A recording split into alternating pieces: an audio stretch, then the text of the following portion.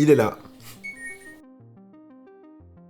Alors voilà, il y a quelques temps on vous a testé la Huawei Watch Fit qui était vraiment pas mal. D'ailleurs on va vous mettre le lien dans le coin de la vidéo si vous voulez jeter un œil. Le problème c'est que cette montre là, pour pouvoir offrir son écran OLED qui était plutôt pas mal, qui permettait de rester tout le temps allumé, eh ben ça faisait monter le prix jusqu'à quasi 100 €. Et c'est pour ça qu'on s'est dit, on va chercher quelque chose qui est plus entrée de gamme pour pouvoir vous proposer une montre qui est vraiment intéressante, mais qui soit pas forcément à 100 €. Ici, on est quasi à 50 € et elle a de bonnes surprises. Alors, vous êtes prêts à découvrir cette petite montre qui est vraiment sympathique? Alors, on y va!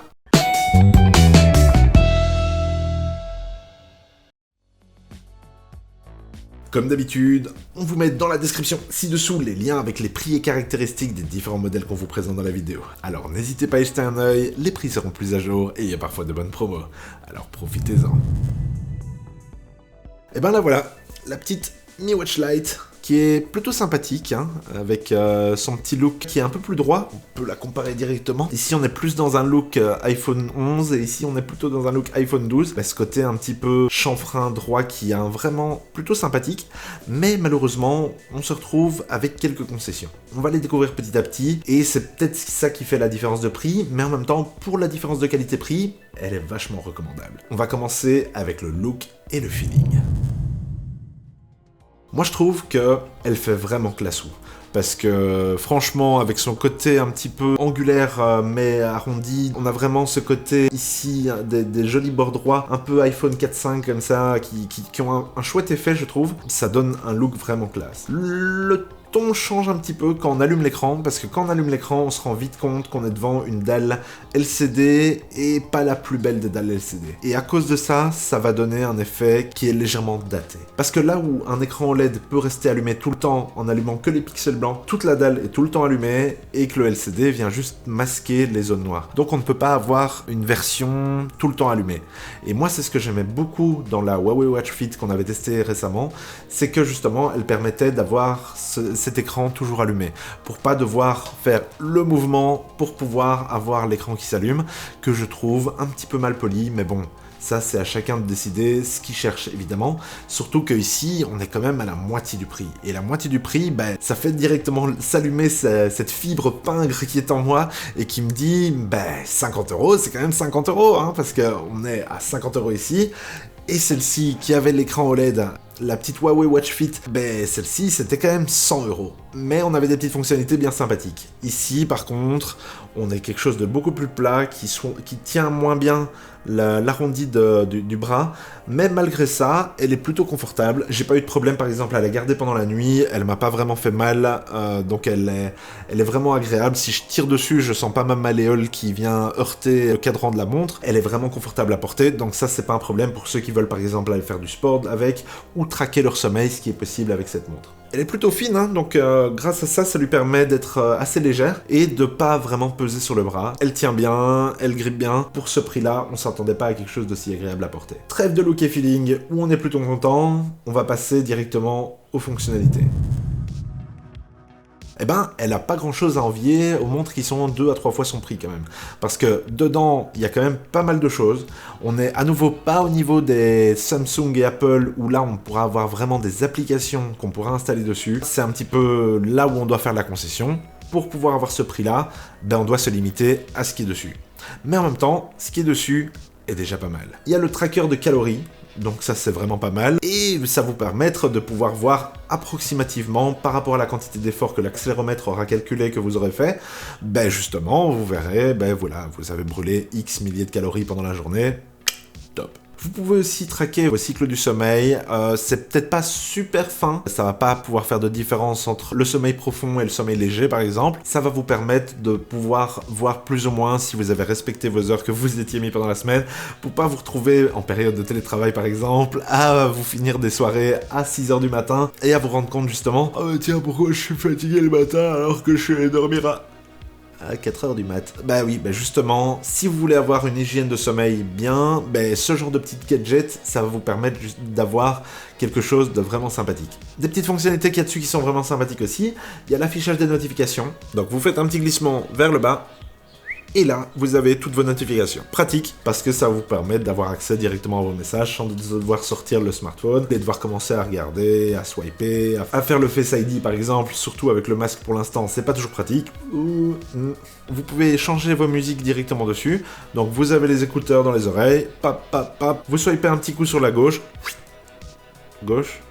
Ouais, j'ai toujours un peu du mal. Ça dépend de où on se tourne en fait. Là par exemple, on peut voir que j'étais en train d'écouter, hop, on va mettre sur pause avant de se faire Content ID, mais en gros, ça va permettre de pouvoir changer la musique, ça c'est vraiment pratique, surtout si vous avez votre smartphone qui est bien accroché, par exemple sur le bras pendant que vous êtes en train de courir, ou dans la poche par exemple si vous êtes occupé, ou que vous voulez pas forcément le sortir à l'endroit où vous êtes, et ben là, il suffit de changer directement sur la montre, et vous avez quelque chose d'autre qui apparaît dans les oreilles. C'est une bonne chose d'avoir des options en plus. Alors sinon, elle étend jusqu'à 5 atmosphères, donc ça veut dire qu'on pourrait aller 50 mètres sous l'eau, en gros, c'est waterproof quoi, on va pouvoir aller dans la piscine, on va pouvoir aller sous la douche, c'est pas un problème. Ça veut dire que vous ne devrez pas vous en soucier si jamais vous êtes occupé à faire la vaisselle, faudra pas la retirer. Alors dessus aussi, on a un petit GPS, qui vous permettra pas d'aller voir la map, vous synchronisez avec le smartphone, vous aurez tout le petit tour que vous avez fait, donc ça, on est vraiment content. Alors, elle a aussi pas mal de cadrans qu'on peut télécharger sur l'application, c'est vraiment pas mal, il y en a des très jolis, mais j'ai pas pu mettre d'image personnalisée en changeant l'endroit, etc.,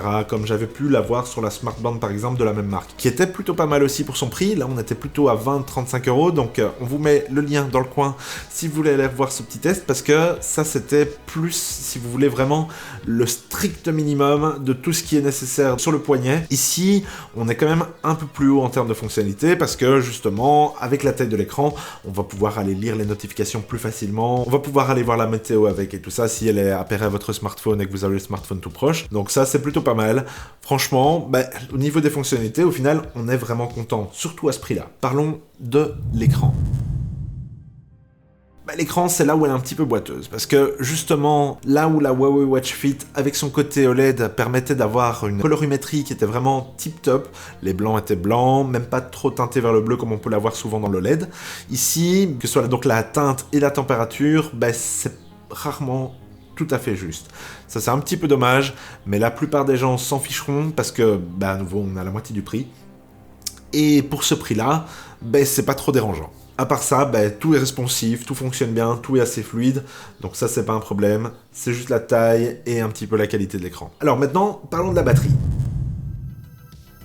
Au niveau batterie, il n'y a pas beaucoup à parler, parce que, en gros, si vous mettez la luminosité en auto, elle tiendra 8 à 9 jours. Ce qui est déjà pas mal pour une montre en LCD, mais malheureusement, on n'a pas le choix de pouvoir la laisser allumer tout le temps. Moi, je trouve que c'est un gros point faible, parce que j'aime bien justement pouvoir afficher tout le temps le truc, parce que comme vous avez pu le voir, ici, il faut vraiment faire le mouvement avec le poignet pour avoir quelque chose qui s'affiche. Aussi, pour recharger la batterie, on a un petit stand comme ça, qui est pas mal, il faut la clipser dedans, mais bon, c'est un peu gros quand même, mais en même temps, ça permettra de pas faire de conneries en la mettant dans le mauvais sens ou quoi. Ici, il suffit juste de mettre dedans, clic, ça se clipse dedans, et voilà, vous branchez ça sur de l'USB, sur une prise dans votre mur, sur votre ordinateur, peu importe. Et en gros, vous n'avez plus à vous en occuper. Par exemple, si vous mettez ça sur la table de nuit sur un transfo USB, au final, vu qu'elle tient 8 à 9 jours, vous pouvez le faire une fois par semaine, ce qui est plutôt pratique aussi si vous voulez traquer votre sommeil.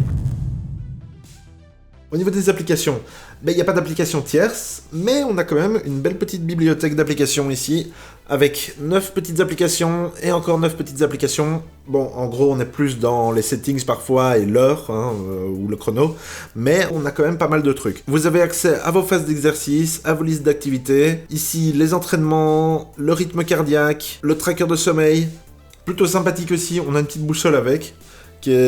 C'est plutôt pratique, si vous êtes dans la forêt et que vous voulez vous retrouver, vous n'avez pas besoin de regarder le soleil pour savoir par rapport à l'heure que vous avez, surtout que ça marchera pas avec une montre LCD parce que vous verrez rien, mais en gros, justement, vous pouvez masquer, voir la petite boussole, elle va être calibrée assez facilement avec le GPS, et ça va vous permettre de retrouver votre bearing. Dans les applications, il y a aussi un petit baromètre, ce qui est plutôt sympathique. Si vous savez lire la pression atmosphérique, ça va vous permettre de savoir si dans pas longtemps il risque d'avoir une précipitation, etc. Si vous voulez savoir exactement comment vous vous sentirez par rapport à la respiration et tout ça, c'est pas mal. Le petit truc qui manque par rapport, par exemple, à Huawei Watch Fit qu'on avait avant, le capteur d'oxygénation, ce qui aurait été pas mal dans une pandémie globale où justement la respiration est attaquée, là, ici, on n'a pas de trucs qui permettent de calculer ça. Mais bon, c'est pas trop la mort non plus. Enfin... Aussi, il y a la petite météo. Il y a aussi une petite fonctionnalité plutôt sympathique pour pouvoir retrouver le téléphone. Ah, il est là. J'arrête. Une petite fonctionnalité lampe de poche qui va vous permettre d'avoir l'écran allumé au maximum et de pouvoir voir dans le noir de pas beaucoup, hein, parce que l'écran LCD il est pas très brillant, c'est déjà pas mal parce que dans le noir complet, ça permet de voir un petit peu. Alors au niveau des fonctionnalités classiques, on a aussi l'alarme, le minuteur et le chronomètre. Elles sont aussi dans les petites applications. Ça, à nouveau, vous les voyez ici, elles sont assez claires. Si vous avez des œufs à faire cuire, si vous avez envie de savoir combien de temps vous mettez pour faire un tour d'1 kilomètre, vous le mettez dessus. Si vous avez envie de vous réveiller le matin, votre montre peut vibrer sur votre poignet, ce qui est plutôt agréable. En ayant quelque chose qui fait bzz bzz sur la montre, on n'est pas obligé tout le temps de réveiller le conjoint ou la conjointe. Et ça, c'est plutôt pas mal de pas avoir besoin de son pour se réveiller. En même temps, il faut que ça vous réveille. Donc ça, il faut voir un petit peu votre seuil de sommeil. Moi, je sais que s'il y a un camion qui me tombe sur la tête au moment où je suis en train de dormir, ça va pas forcément me réveiller. Et là, les petits bzz bzz, ça me réveille pas forcément non plus. Alors dessus, il y a un petit exercice de respiration qui a pas beaucoup d'intérêt, mais bon, c'est plutôt sympathique que ce soit dessus. Ouais. C'est plus gadget qu'autre chose, mais en même temps, voilà, si vous n'avez pas envie de le mettre sur le smartphone, c'est plutôt pas mal.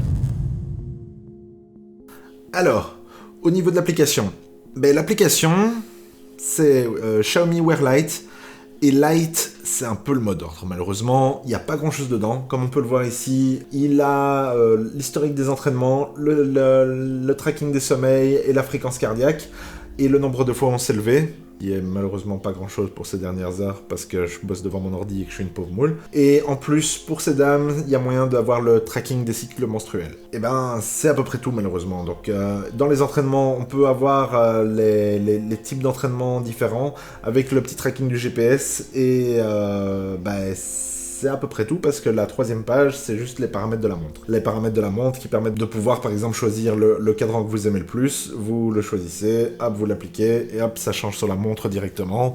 Si vous voulez en prendre un autre, il y en a plein à télécharger sur l'application en ligne. C'est pas mal, et à nouveau, j'aurais bien aimé avoir quelque chose où je puisse installer ma propre image. Donc ça, c'est un petit peu dommage, et j'aurais bien aimé quelque chose, parce que j'aime bien spécifier que je veux un petit écran LED dénicheur sur ma montre, pour pouvoir s'accorder à mon fond d'écran de mon smartphone. Hey. Mais malheureusement, ce n'est pas le cas. Donc ça, j'aurais bien aimé, et voilà. Alors maintenant, on va passer à la conclusion et le prix. Donc moi je la trouve vraiment pas mal, donc pour 50 €, elle a notre aval, mais avec les petits caveats qu'on vous a mis dans la vidéo, justement, ce petit côté écran un petit peu moins qualitatif, mais en même temps, 50 €, c'est difficile à battre quand même. Et voilà notre petit test qui se termine de la Mi Watch Lite, dans l'espoir que vous avez bien aimé cette montre et notre vidéo. Alors n'hésitez pas à laisser un petit commentaire, ça nous intéresse toujours de savoir ce que vous pensez de nos vidéos et ce que vous pensez des produits qu'on vous présente. Et surtout, si vous avez aimé cette vidéo, laissez un petit pouce bleu, pensez à vous abonner et la petite cloche si vous voulez être notifié à chacune de nos nouvelles vidéos. Et sur ce, à la prochaine sur la chaîne des Dénicheurs.